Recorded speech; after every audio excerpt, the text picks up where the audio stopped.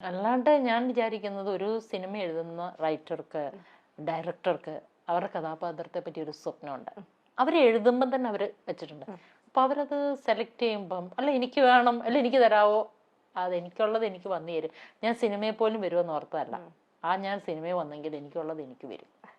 പിന്നെ കുറേയൊക്കെ ഇപ്പം ഏതായാലും കുറേ ഇങ്ങനെ അമ്മ ഇതൊക്കെ ചെയ്തു, ഏതായാലും സിനിമയിൽ വന്നു. കുറച്ച് നല്ല ശക്തമായ കഥാപാത്രങ്ങളോട് ചെയ്യണമെന്നൊരു ഇപ്പോൾ ഒരു മോഹമുണ്ട്. ഇപ്പൊ ഞാൻ തുടക്കത്തിൽ ഇന്റർവ്യൂ തുടങ്ങുന്നതിന് മുന്നേ ഞാൻ പേഴ്സണലി പറഞ്ഞു, നമ്മുടെ മനസ്സിൽ പതിഞ്ഞ നമുക്ക് ഇഷ്ടപ്പെട്ട ഒരുപാട് അഭിനേത്രിമാരുമായിട്ടുള്ള ഒരു കമ്പാരിസൺ വരുന്നില്ല. ഞാൻ പേരെടുത്ത് പറയണില്ല, പക്ഷെ ആ ഒരു കമ്പാരിസൺ കേൾക്കുമ്പോ എന്ത് ഫീൽ ചെയ്യുന്നേ?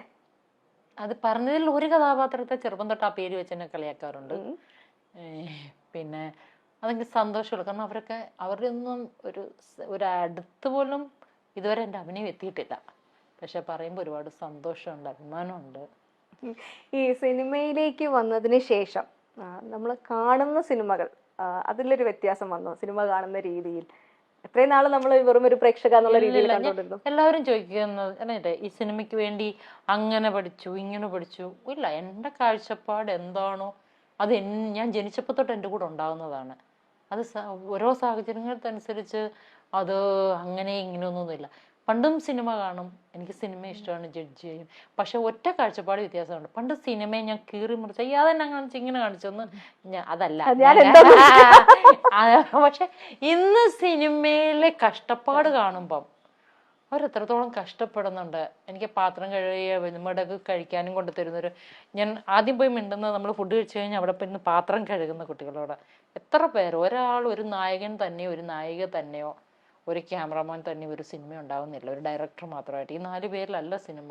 അതിനകത്ത് ലൈറ്റ് ബോയ് ഉൾപ്പെടെ നമുക്ക് പട്ടിണിയില്ലാതെ, നമുക്ക് ദാഹമില്ലാതെ നമ്മളെ കഴിപ്പിക്കുന്നവരുൾപ്പെടെ എല്ലാവരും ഈക്വലാണ് അല്ലേ?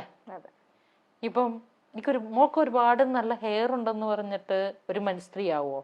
നല്ല കണ്ണുണ്ടാകണം, നല്ല ചുണ്ട് എന്ന് പറഞ്ഞാൽ എല്ലാവർക്കും അവനവൻ്റെ അവനവൻ്റെ ബ്യൂട്ടിയിൽ നമ്മൾ ശ്രദ്ധിക്കത്തില്ലേ? എൻ്റെ ഹെയർ നല്ലോന്നും പറഞ്ഞാൽ ഹെയർ മാത്രമാണോ നോക്കുന്നത്?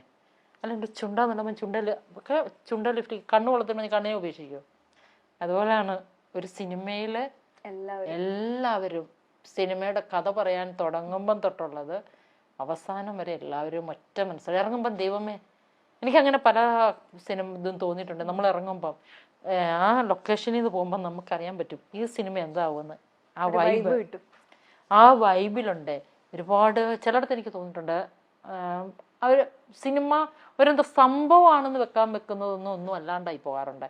എന്നാൽ എല്ലാം കാരണം ഒരു സിനിമ ലൊക്കേഷൻ ഒരു 100 പേരുണ്ട്, അവർ 100 പേരുടെയും സന്തോഷം എപ്പോഴും പോസിറ്റീവ് എന്ന് പറയുന്നത് എന്തിനാ? ഇപ്പൊ യോഗയ്ക്കൊക്കെ ചിരിയും അതും ഇതൊക്കെ കാണിക്കുന്നുണ്ടോ? പോസിറ്റീവ് വരാൻ വേണ്ടിയാണ്.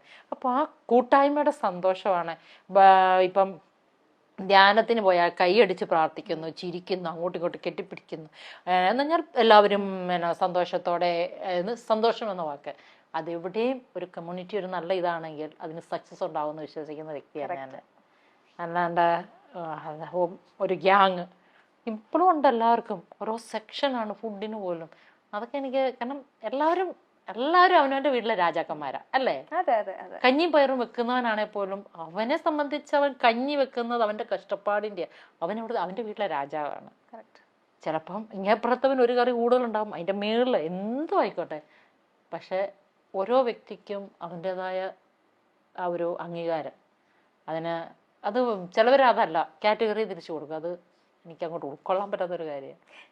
സ്ത്രീകൾക്ക് പ്രത്യേകിച്ച് നമ്മൾ സിനിമാ മേഖല സിനിമ എന്ന് മാത്രം പറയുന്നില്ല, പക്ഷെ ഇത്തരത്തിലുള്ള മേഖലകളിൽ നമുക്ക് സ്ത്രീകൾ ഒരുപാട് പ്രശ്നങ്ങൾ നേരിടാറുണ്ട്. നമുക്ക് അവിടെ ചെല്ലുമ്പോൾ പ്രിവിലേജുകൾ കുറവാണ്, സ്ത്രീ എന്നുള്ള രീതിയിൽ മാറ്റി നിർത്തപ്പെടുന്ന കുറെ സിറ്റുവേഷൻസ്, അല്ലെങ്കിൽ നമുക്ക് കുറച്ച് എന്താ പറയാ കൺസിഡറേഷൻ കുറച്ച് തരിക, ഇല്ലാണ്ട് ഇഗ്നോർ ചെയ്യണമെന്ന് പറയണില്ല, അല്ല മൈൻഡ് ചെയ്യാൻ പോണ്ട. നമ്മുടെ രാജാവാന്ന് നമ്മുടെ മനസ്സിൽ നമ്മൾ 10 പ്രാവശ്യം പറഞ്ഞു കഴിഞ്ഞാൽ പിന്നെ വരുന്നവരൊക്കെ നമ്മുടെ പ്രജയാണ്. നമ്മളെ ഭരിക്കാൻ ആരും അനുവാദം കൊടുക്കാതിരുന്നാൽ മതി. നമ്മളാണ് നമുക്ക് വിലയിടേണ്ടത്. നമ്മളവിടെ താന്നു പോകുമ്പോഴാണ് ശരിയായിരിക്കാം. ഞാൻ കഴിഞ്ഞ ദിവസം ഈയിടെ എൻ്റെ ഓടിക്കാറയിൽ ഞാൻ ദാരിദ്ര്യം പിടിച്ച സ്ത്രീക്ക് ഓടിക്കാറോന്ന് ചോദിച്ചു. അവർ നോക്കുമ്പം ജീൻസും ടോപ്പും ഇട്ട് ഓടിക്കാർ ഓടിക്കുന്ന ഓരോ മനുഷ്യന്റെ കാഴ്ചപ്പാടാണ്. ഹൈ ഹീലിട്ട് മുടി കെട്ടി അല്ലെ കൂളിംഗ് ഗ്ലാസ് വെച്ച് ഓടിച്ചാലേ പണക്കാരിയാവൂ. ഞാൻ പണക്കാരിയല്ല, ഞാൻ സാധാരണക്കാരിയാണ്. ഞാൻ പറയുവാണ്, ഞാൻ പണക്കാരിയാന്ന് പറഞ്ഞാൽ ക്യാപ്ഷൻ കൊടുക്കരുത്. ഞങ്ങൾ അങ്ങനത്തെ ടൈപ്പ് അല്ല. ഇപ്പം 1000 രൂപയ്ക്കും ഡ്രസ്സ് കിട്ടും, 5000 രൂപയ്ക്കും ഡ്രസ്സ് കിട്ടും, 10000 രൂപയ്ക്കും ഡ്രസ്സ് കിട്ടും. ഇതിപ്പം ഞാൻ ഇന്ന് ഇവിടെ ഇട്ട സ്ഥിതിക്ക് ഇനി അടുത്ത ഇന്റർവ്യൂവിന് എനിക്ക് ഇടാൻ പറ്റൂല. വെറുതെ വേസ്റ്റാക്കുന്ന വെറുതെ ഡ്രസ്സിന് ഞാൻ അധികം പൈസ കളയാറില്ല, കുറഞ്ഞ ഡ്രസ്സുകൾ. പക്ഷെ ശരിയാണ്, പബ്ലിക്കിൽ ഇറങ്ങാൻ നല്ല ആവശ്യങ്ങൾക്ക് വാങ്ങാറുണ്ട് കേട്ടോ. നമ്മുടെ സമൂഹം ആ ആൾക്കാരെ ശരിക്കും വസ്ത്രം കൊണ്ടും അവരുടെ നടത്തം കൊണ്ടും ഒക്കെയാണ് കൂടുതൽ ആൾക്കാരെ വിലയിരുത്തുന്നത്. കുറച്ച് ജാടയിട്ട് വലിയൊരു ഇതൊക്കെ കൊണ്ട് നടന്ന് വലിയ ഹൈ ഹീൽ ചെരുപ്പ് കിട്ടും, അതിന് അവരോർക്കുന്ന റിച്ചാന്ന്.